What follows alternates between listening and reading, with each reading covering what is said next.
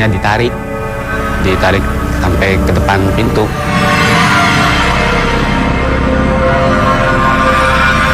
Iya pas tidur, pas itu saya nggak menyadarkan diri, pas bangun udah ada depan kursi situ.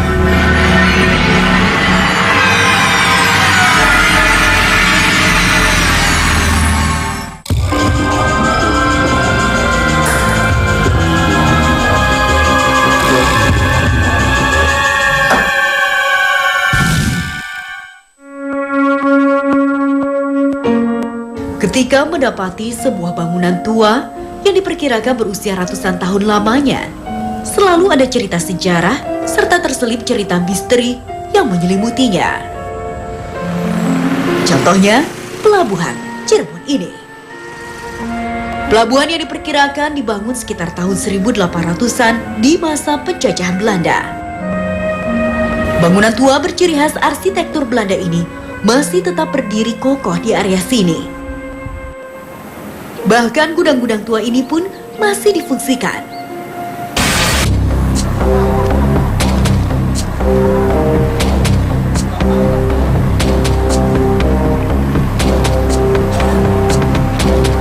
Sekarang saya sedang berada di Pelabuhan Cirebon.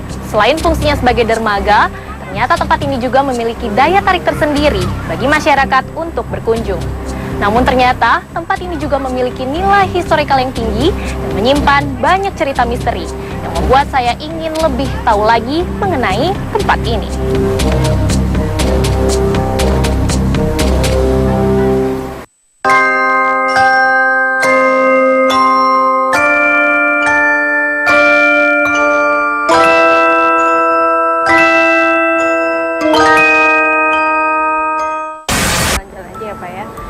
Rasa penasaran saya akan tempat ini begitu besar. Saya pun mencoba menemui Pak Iman selaku pengelola pelabuhan. Berbicara mengenai sejarahnya juga, ini sebenarnya dibangun tahun berapa sih Pelabuhan Cirebon ini? Pelabuhan Cirebon ada pada sekitar tahun 1600-an. Di saat bangsa Persia dan bangsa Cina masuk ke Pelabuhan Cirebon. Ada dua tujuan mereka masuk ke Pelabuhan Cirebon. Pertama, dalam penyebaran agama Islam, dan kedua dalam melaksanakan perdagangan. Kita ketahui bahwasanya di Jawa Barat pada saat itu banyak rempah-rempah yang bisa ditukar dengan perdagangan mereka, dan satu sisi banyak peninggalan-peninggalan yang mungkin bisa sampai sekarang kita lihat. Ya Pak, saya boleh bisa melihat lebih jelas lagi Pak yang gedung-gedung atau peninggalan-peninggalan yang masih ada di sini? Bisa Mbak, silakan kita ke sana. Nah, ini bukti bahwasanya Belanda masuk ke Indonesia, ke Cirebon, adalah dengan berdirinya beberapa gudang. Gudang-gudang ini dulu dipergunakan untuk pengepakan barang-barang rempah-rempah, hasil rempah-rempah. Nah Pak, ini di sini juga di gedung ini atau gudang ini juga ada tulisan Anno. Iya. Nah, itu sebenarnya ada... Anno itu sebenarnya menandakan tahun, cuman menggunakan bahasa-bahasa bahasa-bahasa Belanda lah dulu ya. Ada sandinya lah gitu loh ya. Iya. Ya, kalau ini bahasanya bahasa sandi, kalau ini bahasa Indonesianya. Ya, tahun yang namanya Anno itu menandakan tahun, angka. Nah, ini 1918. Ini masih difungsikan tidak Pak? Sekarang masih, tapi nggak terlalu digunakan untuk menyimpan barang-barang yang seperti dulu. Paling untuk kegiatan-kegiatan yang bersifat insidental aja. Iya, karena sekarang sudah dimiliki oleh beberapa perusahaan gitu. Melihat dari bangunan di sini yang sudah berusia ratusan tahun, tak heran jika kesan mistis muncul di area Pelabuhan Cirebon. Ya, kita pernah diganggu tidur di pangkalan itu ya. Jam 3 itu kayak ada yang gedor-gedor pintu. Terusnya kita pernah kakinya ditarik sampai ke depan pintu. Iya pas tidur, pas itu saya nggak menyadarkan diri, pas bangun udah ada depan kursi situ.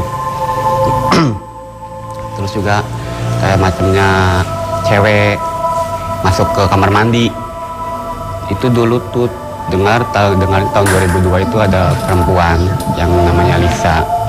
Dia itu jualan macamnya minuman, kopi, dia naik kapal. Pas itu dia terpleset, jatuh, kejebur ke laut, dia nggak bisa berenang. Sampai sekarang dia entah kemana. Jenazahnya Pak, jenazahnya gentayangan dia. Suka masuk ke pangkalan, entah kamar mandi.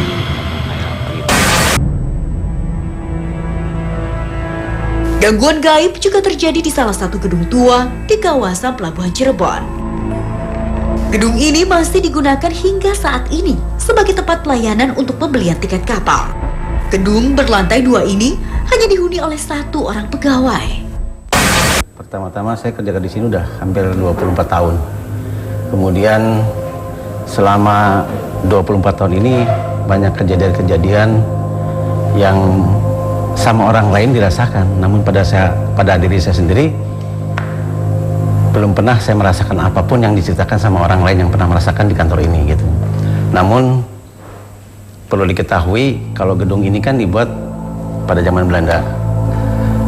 Untuk ruangan lantai 2 sendiri sudah hampir 12 tahun tidak dipergunakan untuk kantor karena karyawan berkurang gitu kan. Nah, ada kejadian yang menurut pendapat saya sangat mengganggu perasaan saya. Kejadian itu bermula pada saat adanya rapat atau rapat umum yang diadakan di kantor ini, baik di bawah maupun di atas. Pada saat rapat itu kita kebetulan mengikuti di lantai bawah. Di atas juga ada rapat yang diikuti oleh rekan-rekan yang lain. Namun pada saat kita mencoba mau naik ke atas, yang ikut rapat di lantai atas itu kaget melihat saya. Ya kenal. Pak. Bapak perasaan udah masuk di dalam? Enggak, saya di bawah aja, nggak pernah naik. Baru saya naik sekarang ini. Karena sebelum saya naik, mereka sudah melihat saya berada di ruang atas. Tadi siapa ya Pak? Enggak tahu, barangkali orang yang mirip saya kan yang naik dulu. Nah, itu yang menjadi pikiran saya. Saya penasaran seberapa besar energi gaib yang ada di Pelabuhan Cirebon ini. Tadi di sini saya lihat dan saya rasakan cukup kuat sekali. Tapi mencoba saya untuk interaksi di dalam mungkin kayaknya tidak bisa. Mungkin nanti saya coba tarik agar kita ditarik. Ditemani Kang Ujang, pada malam hari kami mencoba melakukan pendeteksian di berbagai lokasi di kawasan pelabuhan.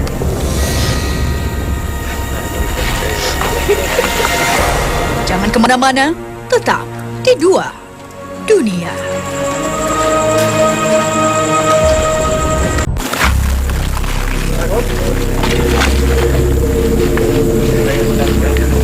Tadi di sini saya lihat dan saya rasakan cukup kuat sekali. Tapi mencoba saya untuk interaksi di dalam mungkin kayaknya tidak bisa. Mungkin nanti saya coba tarik agar kita ditarik ke arah sana.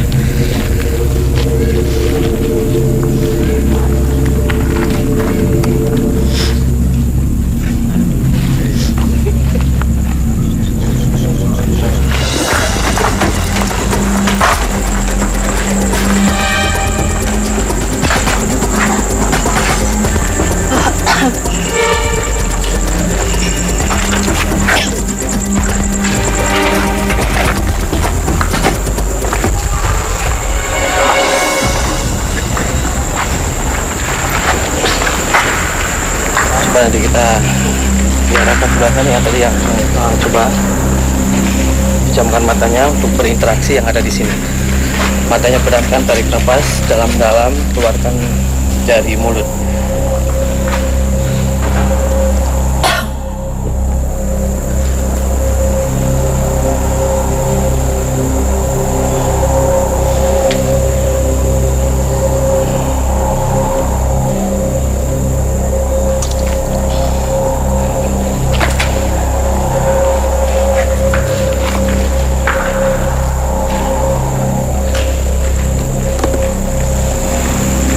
Tidak terima kedatangan mereka dan mungkin mereka mencoba nyerang kita.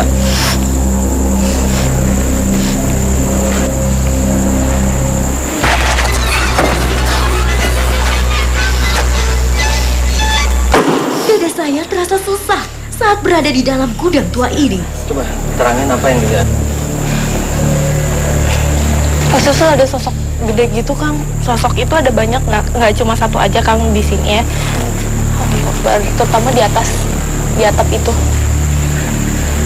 Cuman nih bisa rasanya sampai sekarang susah napas gitu Kang Bos. Ini kayak ada. Pejamin mata lagi nanti akan saya keluarkan karena tadi mencoba ada yang masuk. Dengan fokus nanti akan saya dorong dari belakang. Tampaknya energi yang ada di dalam gudang ini cukup kuat.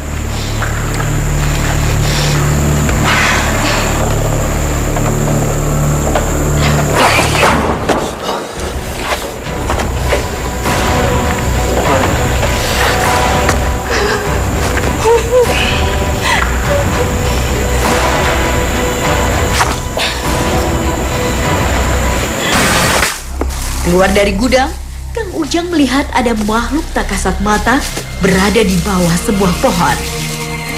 Konon, adanya gangguan yang sering dialami orang-orang di pelabuhan berasal dari makhluk di tempat ini. Saya pun bisa merasakan energi yang muncul di sini. Dia mencoba mengajak saya untuk masuk ke alamnya. Kalau dia ngajak masuk nggak usah ikut, jangan gitu. Ini pun dia ada di belakang nih Kang, di sini. Ya nggak apa-apa. Ketika dia mau ngajak masuk, tinggal ngomong. Saya tidak ada urusan. Saya di sini cuma untuk mencoba menjawab salam. Ketika mau menjawab salam, tinggal jawab salam. Terus apa yang dia katakan? Berat banget.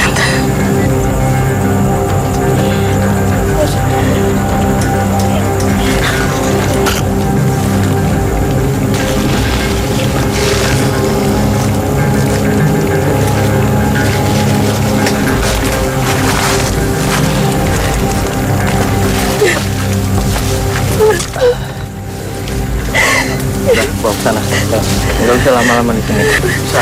Ketika mereka mengajak, karena alam kita berbeda. Nah itu kan tadi ada tangan yang seperti ini, ya kayak gini, gitunya. Terasa nggak kukunya? Masih sakit. Coba merah nggak? Coba. Kita ada bekasnya. Nah bekas ini yang tadi kuku itu, yang coba dijelasin. Ada kukunya sedikit. Tuh, kelihatan. Lokasi berikutnya adalah sebuah gudang kosong di belakang kantor pelayaran. Mau mencoba interaksi? Coba. Tinggal pejamin mata atau dikatakan. Energi di sini begitu besar sekali, hingga tubuh saya tak mampu untuk menahannya.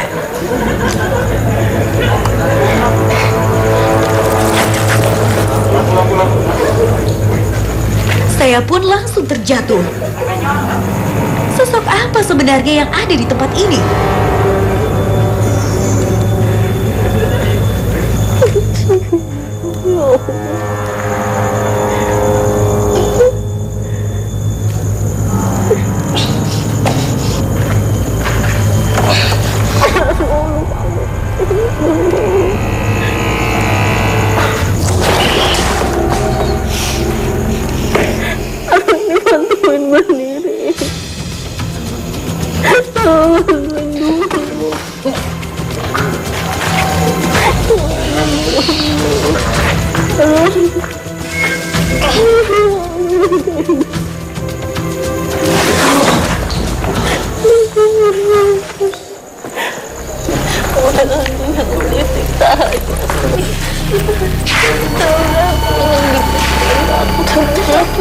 Nggak kuat di sini. Tadi kekuatan energi kan ada cahaya, tapi insya Allah tidak ada masalah. Yang penting kita semua datang baik-baik. Nah di sini juga sosoknya yang besar dan juga yang tadi di belakang saya melihat ada sosok perempuan juga ada, dan juga ada salah satu tapi tadi sudah pergi lagi ke sana. Itu yang mencoba dulu, yang sering mencelakakan orang, yang ketika di depan terus tiba-tiba celaka. Nah itu ada. Pendeteksian kami lanjutkan ke lantai 2 kantor pelayaran ini.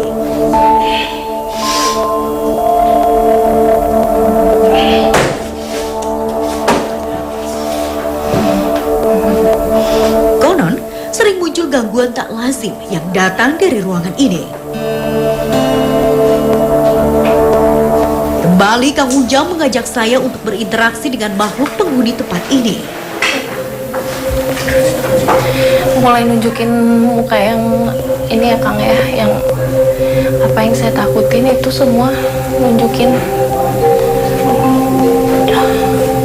sosoknya yang saya takutin gitu selama ini. Maaf, saya datang ke sini nggak mengganggu. Saya juga datang ke sini cuma sekali kok, nggak akan lagi ke sini. Jangan ganggu-ganggu orang di sini. Jangan ganggu orang-orang di sini yang kerja. Tolong kalian dengan dunia kalian, kami dengan dunia kami, tolong. Allah Akbar. Nggak usah kayak gitu caranya, nggak usah keroyokan. Nggak usah keroyokan kayak gitu. Tangannya ke depan nih, mereka untuk mencoba untuk berkenalan. Ini panas banget. Tangannya seperti hal salaman saja.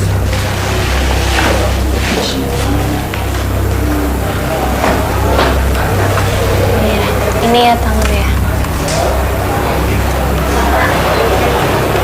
Depan lagi coba potongin, ke kiri lagi.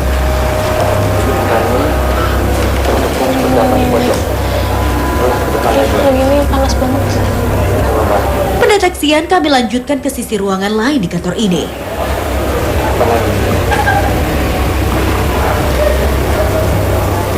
Kang Ujang merasakan energi di ruangan ini lebih kuat. Pelan-pelan matanya dibuka.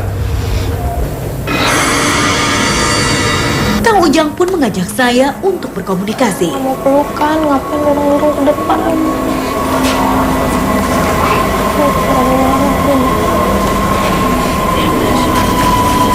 Assalamualaikum ya Allah. Assalamualaikum ya. Ya jangan ngikutin ya. Udah di sini aja rumahnya, nggak usah ikut-ikut.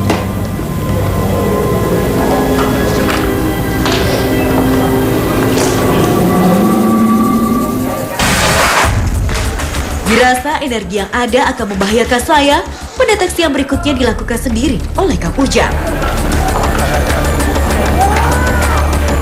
Kang Ujang menemukan bahwa sumber kekuatan paling besar berada di lokasi ini.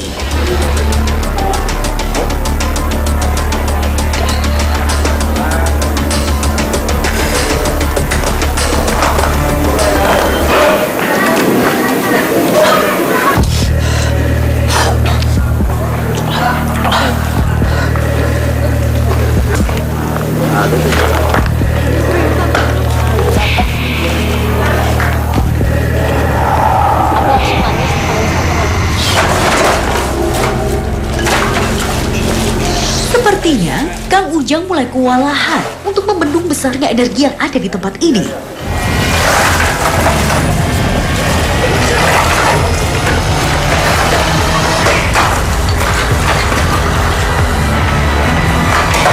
Kekuatan apa sebenarnya hingga begitu menguras energi Kang Ujang?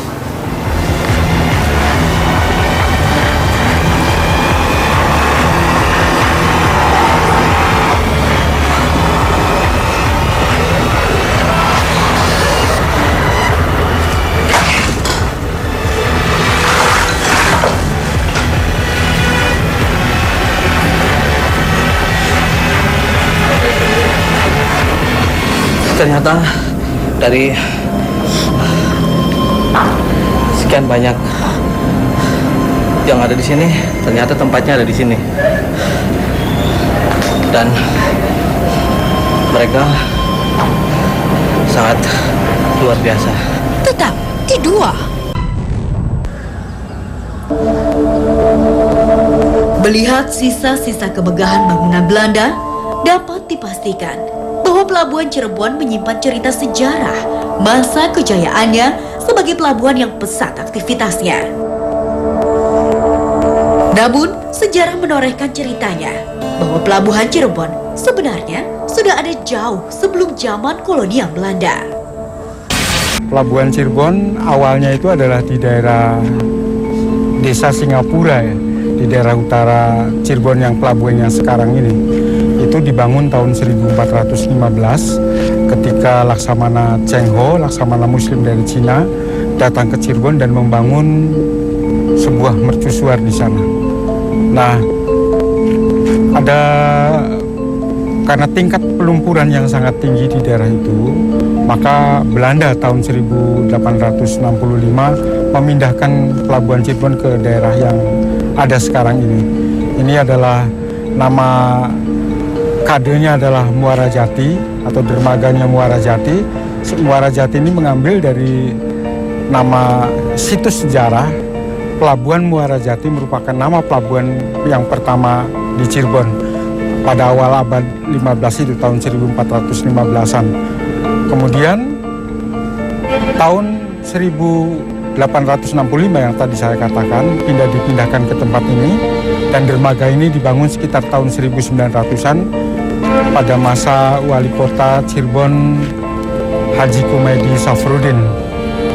Nah, tahun 1970-an nama Pelabuhan Cirebon adalah Tanjung Mas, kemudian dipindahkan sebagai nama pelabuhan di Semarang. Emas di sini adalah diharapkan bisa menjadi tanjung yang berbuahkan emas, tetapi ternyata lebih membuahkan hasil periuk maupun perak, dan akhirnya dalam catatan saya nama Pelabuhan Cirebon itu pelabuhan tanpa nama.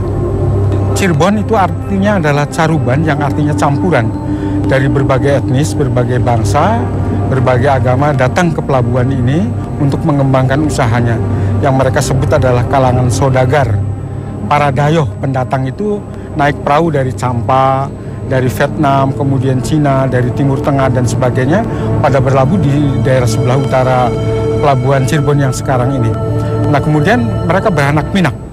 Di daerah satu desa yang namanya Singapura, sekarang desanya itu masih ada juragan pelabuhan namanya Ki Gedeng Tapa atau bergelar Ki Gede Jumajan Jati. Ini adalah sah bandarnya yang pada waktu itu. Tetapi pada tahun 1860-an, Pelabuhan Muara Jati di daerah utara itu sudah hampir tidak berfungsi karena tingkat pelumpuran yang sangat tinggi juga, yang sampai sekarang hampir tidak terdapat bekas-bekasnya kecuali mercusuar yang dibangun Cheng Ho itu.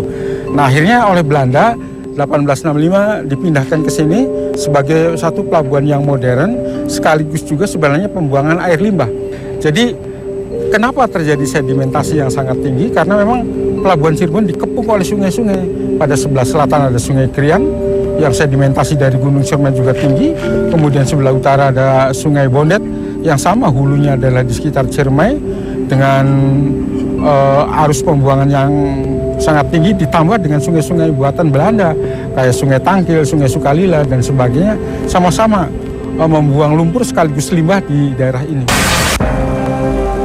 Pada masanya, Pelabuhan Cirebon pernah mencapai puncak kejayaan sebagai jalur lalu lintas perdagangan antar negara. Walau kini kilau kejayaannya perlahan sirna, bukan berarti pelabuhan ini diambang kematian. Arsitektur tua bangunan zaman Belanda sebagai sisa peninggalannya menorehkan cerita sejarah yang kelak dapat kita ceritakan kepada anak cucu kita. Agar kelak mereka dapat kembali menorehkan kejayaan pelabuhan ini sebagai bagian dari kejayaan bangsa Indonesia.